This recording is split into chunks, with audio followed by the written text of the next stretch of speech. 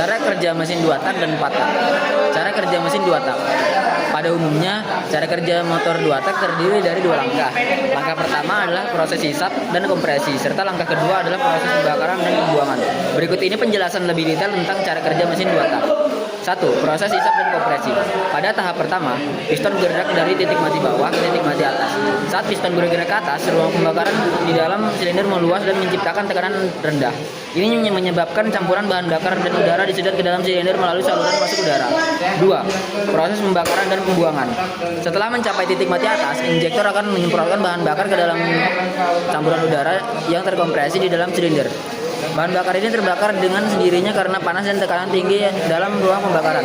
Pembakaran tersebut menghasilkan energi panas yang menyebabkan gas di dalam silinder meluas. Cara kerja mesin 4 tak. 1. Langkah hisap atau intake. Dalam proses ini, bahan bakar dihisap masuk. Piston turun dari titik mati atas ke titik mati bawah. Klep hisap terbuka dan klep terbuang tertutup sehingga campuran bahan bakar dan udara masuk ke silinder mesin. Kuruk as bergerak 180 derajat sedangkan noken as bergerak 90 derajat sehingga menghasilkan tekanan negatif. Piston menghadap kabut. 2. Langkah kompresi. Untuk menghasilkan kompresi, prosesnya adalah piston naik dari titik mati bawah dengan kondisi klep hisap dan buang tertutup.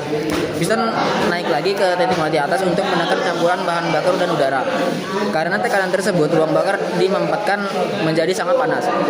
Kruk as bergerak 180 derajat sedangkan noken as bergerak 90 derajat. Berarti kruk as sudah mencapai suatu putaran sedangkan noken as masih setengah putaran. 3. Langkah pembakaran atau combustion. Ada yang menyebut langkah ini sebagai langkah kerja setelah ruang panas. Maka langkah pembakaran bisa dimulai untuk menghasilkan tenaga. Prosesnya sebagai berikut. Busi menyala sehingga bahan bakar terbakar. Terjadi ledakan sehingga piston turun dari titik mati atas ke titik mati bawah. Akibat piston terdorong ke bawah, kruk as berputar dan menghasilkan tenaga. Dengan kata lain, gerak ini mengakibatkan gerak rotasi. Kruk as bergerak 180 derajat sedangkan noken as bergerak 90 derajat. Jadi kruk as telah bergerak 540 derajat sedangkan noken as mencapai 270 derajat. 4. Langkah buang atau warehouse. Pembakaran menghasilkan gas yang harus dibuang. Berikut prosesnya.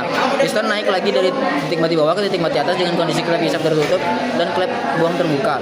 Gas hasil pembakaran terbuang melalui klep buang lalu knalpot.